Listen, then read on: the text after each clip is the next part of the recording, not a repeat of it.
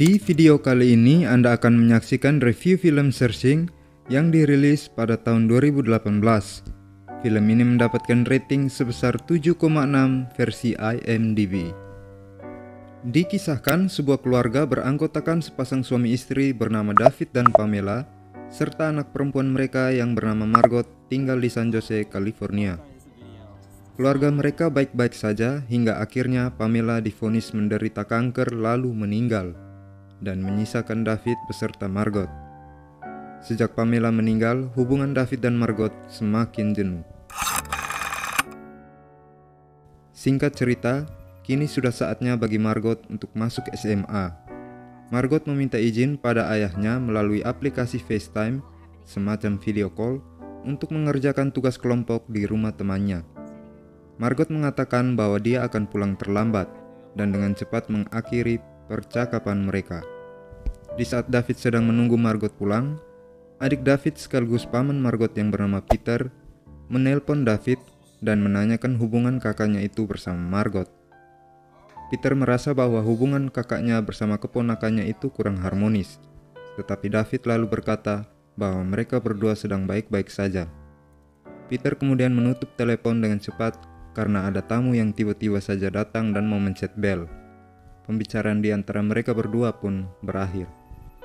Karena sudah terlalu larut malam, David pun akhirnya tertidur. Di saat David tertidur, Margot menelpon sampai 3 kali, tetapi karena David tidak sadar dengan panggilan telepon itu, maka panggilan itu pun diabaikan. Keesokan paginya, David bangun dan melihat ada 3 panggilan tak terjawab dari Margot. Dia pun lalu menelpon balik, tetapi Margot tidak menjawab panggilannya. Ditambah lagi, biasanya Margot selalu membawa laptopnya ke sekolah, namun kali ini Margot tidak membawa laptopnya. David masih merasa aman karena kebetulan hari itu adalah hari Jumat, hari di mana Margot biasanya latihan piano.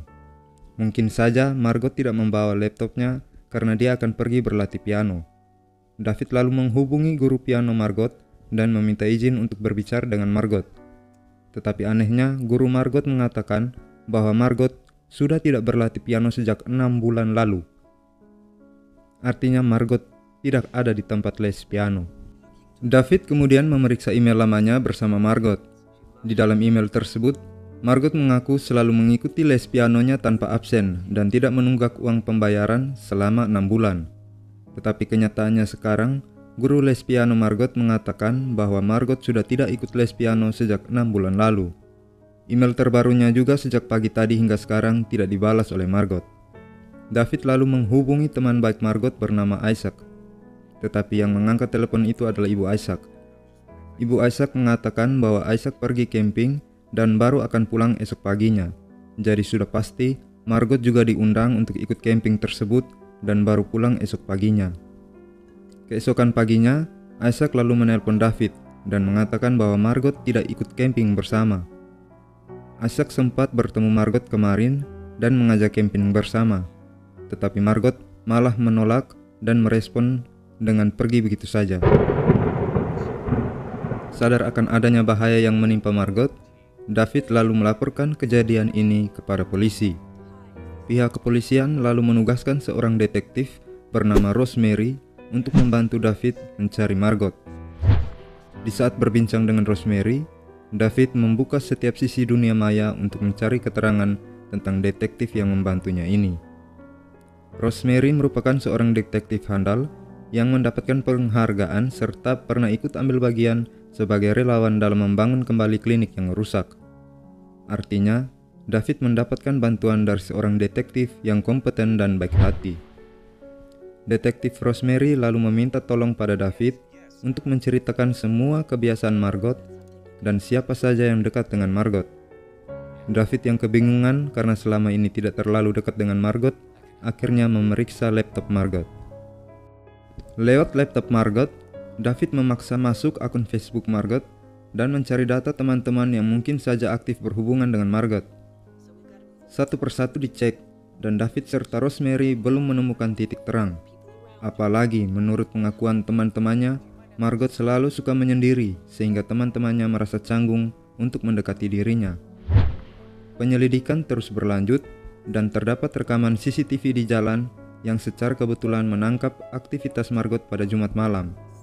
Melalui CCTV tersebut, Margot terlihat mengendarai mobilnya sendirian mengarah keluar kota. David lalu mendapatkan ide untuk memeriksa rekening bank Margot.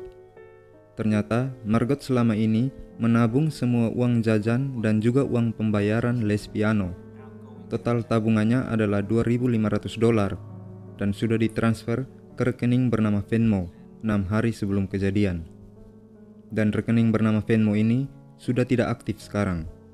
Dari sini timbul kecurigaan bahwa akun Venmo ini adalah akun palsu, sehingga Margot dicurigai melakukan pencucian uang.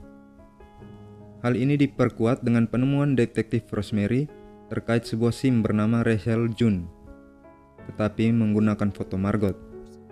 Dicurigai Margot melakukan pencucian uang dan kabur dengan menggunakan SIM palsu. Alasan Margot melakukan pencucian uang dan lari masih menjadi misteri. David yang tidak puas dengan hasil pencarian ini lalu mencoba mencari jalan lain. David kemudian mengecek aktivitas Margot lewat aplikasi UCash Now, sebuah aplikasi video call. Di saat login, ada sebuah akun teman Margot yang bergabung. Akun tersebut bernama Fish and Chips. Namun anehnya, beberapa detik setelah bergabung, akun ini lalu dengan cepat langsung logout tanpa berbicara sekalipun. David yang merasa curiga lalu memeriksa galeri Margot di aplikasi tersebut dan mendapatkan petunjuk. Ternyata, akun Fish and Chips ini sudah beberapa kali melakukan kontak dengan Margot dan berteman lalu bercurhat. Margot selalu curhat mengenai kesehariannya, betapa dia sangat merindukan ibunya yang telah meninggal dan juga tempat-tempat favoritnya di saat dia ingin menyendiri. David mengabarkan temuannya ini pada detektif Rosemary dan lalu ditindaklanjuti. Setelah dilacak, Rosemary lalu mengabarkan bahwa pemilik akun Fish and Chips ini adalah seorang pelayan bar biasa dan tidak tahu menahu apapun tentang Margot. Dari hasil pemeriksaan Rosemary, pelayan tersebut memang terbukti tidak memiliki hubungan apapun dengan Margot. Hasilnya, pemilik akun Fish and Chips ini adalah akun palsu. Dari sini David menyadari bahwa selama ini dia tidak memberikan perhatian yang layak yang dibutuhkan oleh Margot. Hal ini bisa dimaklumi karena David harus mengurus Margot sendirian tanpa kehadiran sang istri yang meninggal. Sebelum menutup laptop, David melihat sebuah foto di akun Tumblr yang sama dengan akun Instagram Margot. Foto itu berkaitan dengan sebuah danau tempat Margot biasanya berkunjung untuk menyendiri. Danau itu bernama Barbossa. Dari akun UCash Now, Tumblr hingga Instagram, terdapat foto dan video yang terkait dengan danau ini. Setelah dilacak, ternyata danau ini berada di luar kota, sama seperti temuan CCTV di mana Margot terakhir dilihat. David lalu bergegas ke danau tersebut sendirian pada pukul 4 pagi. Di sana David menemukan gantungan kunci mobil Margot dan langsung menelpon Rosemary. Pagi harinya, media TV secara langsung menyiarkan detik-detik mobil Margot ditarik dari dalam danau. Dari hasil temuan itu, Margot diketahui tidak berada di dalam mobil, tetapi di dashboard mobil ditemukan darah yang menunjukkan adanya perkelahian fisik sebelum mobil itu tenggelam, sehingga kasus ini mengarah pada penculikan. Di mobil itu juga ditemukan uang sebesar $2.500 milik Margot. Kasus ini pun kemudian menjadi viral.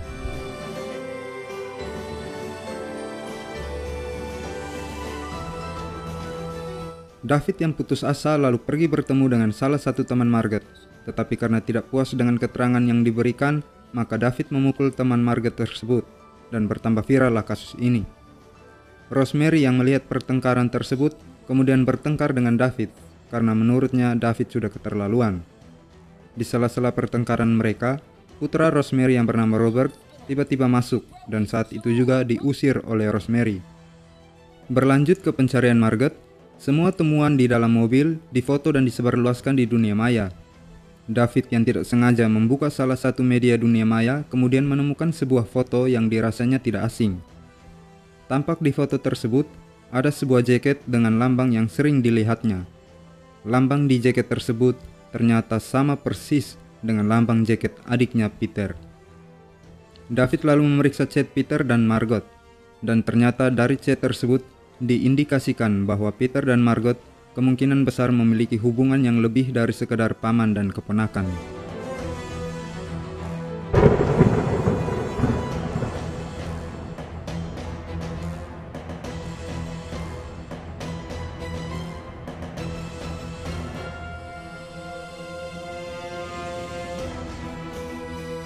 David lalu bertemu dengan Peter dan di situ terjadi pertengkaran di antara mereka berdua. Peter lalu mengaku bahwa dia dan Margot selama ini menggunakan ganja tanpa sepengetahuan David. Hanya itu dan tidak lebih. Peter mengatakan bahwa selama ini Margot merasa stres karena hubungannya dengan David memburuk. Ditambah lagi, dia benci dengan segala aturan yang diterapkan oleh ayahnya. Dia butuh masa remaja seperti anak normal lainnya, dan juga dia rindu dengan ibunya. Margot terpaksa menggunakan ganja hanya sebagai pelariannya. Setelah itu datang telepon dari Rosemary yang mengabarkan bahwa mereka telah menangkap seorang pria yang mengaku telah menculik dan membunuh Margot. Kabar ini lalu menjadi trending topik di berbagai media. Randy Kartoff, seorang pria setengah baya yang mengaku telah menculik dan membunuh Margot. Randy adalah seorang residivis yang terlibat dalam kejahatan kepemilikan narkoba dan juga penyerangan seksual yang mengunggah video kesaksiannya tentang penculikan dan pembunuhan Margot sebelum akhirnya dia sendiri bunuh diri. Berdasarkan kesaksian ini, Margot dinyatakan telah meninggal sebelum diketahui keberadaan jasadnya. David menerima itu semua dan bermaksud untuk mengadakan upacara pemakaman untuk menghargai dan mengenang anaknya Margot. David lalu mengunggah foto dan video Margot ketika dia masih hidup lewat sebuah situs pemakaman di internet, tetapi hal tidak terduga pun terjadi. Di bagian akhir situs tersebut diperlihatkan seorang wanita yang memegang bunga. Wanita tersebut wajahnya sangat persis dengan foto profil akun Fish and Chips yang sering disiarkan langsung bersama Margot. Setelah dilacak, ternyata wanita tersebut bernama Hannah Pardee, seorang wanita yang berprofesi sebagai model. David lalu menelpon Hannah dan meminta keterangan tentang pertemanannya dengan Margot. Tetapi Hannah bingung dan merasa tidak mengenal Margot, apalagi Hannah tidak pernah video call dengan Margot. Sementara David bersikeras bahwa Hannah pernah diinterogasi oleh detektif Rosemary terkait kasus ini. Namun Hannah menepis David dengan mengatakan bahwa dia tidak pernah diinterogasi sekalipun oleh detektif manapun. Dari situ David lalu menghubungi detektif Rosemary, tetapi detektif Rosemary tidak mengangkat teleponnya. Terpaksa, David menghubungi kantor polisi untuk dihubungkan dengan detektif Rosemary. Dari hasil pembicaraannya dengan operator kepolisian, terungkap fakta baru bahwa selama ini pihak kepolisian tidak pernah menunjuk detektif Rosemary untuk menyelesaikan kasus ini.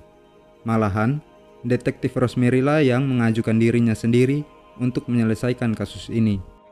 David yang curiga lalu memeriksa kembali file lama tentang Rosemary di internet. Masih ingat dengan foto ini? Ya, foto ini adalah foto yang diambil pada saat detektif Rosemary secara sukarela mengajukan diri untuk membantu membangun klinik yang rusak. Di foto ini ternyata ada seorang pria yang berfoto bersama dengan Rosemary. Dia adalah Randy, si penculik dan pembunuh Margot. David langsung bergegas ke gereja tempat misa pemakaman Margot berlangsung.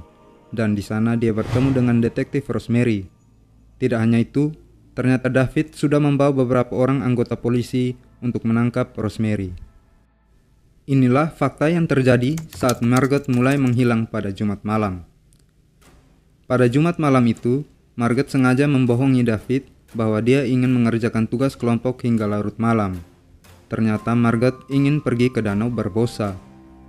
Beberapa jam kemudian, detektif Rosemary menerima telepon dari putranya si Robert. Robert menangis karena panik, lalu Rosemary menyarankan agar Robert tenang dan memberitahukan alamatnya sehingga detektif Rosemary bisa pergi menemui Robert. Ternyata, Robert berada di dekat Danau Barbosa, tepatnya di Jurang Barbosa. Robert mengatakan bahwa secara tidak sengaja dia mendorong seorang perempuan dan perempuan itu jatuh ke jurang. Perempuan itu adalah Margot. Robert dan Margot berkenalan lewat dunia maya 6 bulan yang lalu dengan menggunakan akun bernama Fish and Chips. Robert lalu mengarang cerita bahwa dia mengidap kanker dan harus dioperasi, tetapi karena dia miskin, maka dia tidak bisa membayar biaya operasi. Margot yang tergerak hati lalu memberikan bantuan dana sebesar $2.500 kepada Robert dengan tujuan untuk membayar biaya operasi. Dana itu lalu ditransfer secara online, tetapi Robert lalu merasa bersalah karena menipu Margot, sehingga Robert membuntuti Margot yang mengarah ke Danau Barbossa. Sesampainya di pinggir jurang Barbossa, Robert lalu muncul dan menjelaskan semuanya kepada Margot.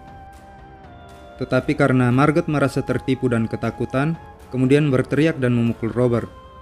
Situasi menjadi tidak terkendali saat Margot mencoba menghubungi David 3 kali, tetapi teleponnya tidak diangkat. Perkelahian di antara mereka pun terus berlanjut, sehingga Robert secara tidak sengaja mendorong Margot jatuh ke tengah jurang Barbossa.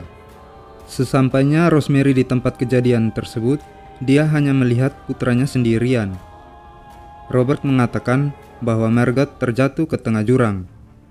Rosemary bermaksud ingin turun dan menyelamatkan Margot, tetapi karena kondisi TKP yang sempit, curam dan gelap, membuat niatnya murung. Dilihat dari TKP, menurutnya Margot sudah pasti tidak selamat. Untuk menutupi perbuatan putranya, Rosemary lalu menenggelamkan mobil Margot ke Danau Barbossa, memalsukan SIM Margot, dan memaksa Randy untuk memberikan kesaksian palsu secara online tentang pembunuhan Margot. Setelah kesaksian itu mengudara di dunia maya, Rosemary lalu membunuh Randy agar tidak terungkap kebenaran tentang kasus ini. Selagi Rosemary diinterogasi, David dan tim SAR lalu menuju ke jurang Barbossa.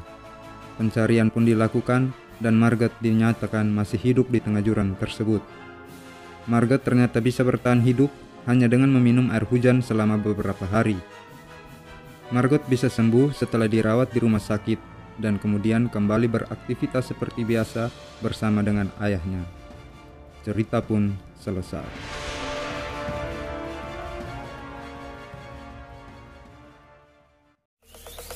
Zombie Apocalypse.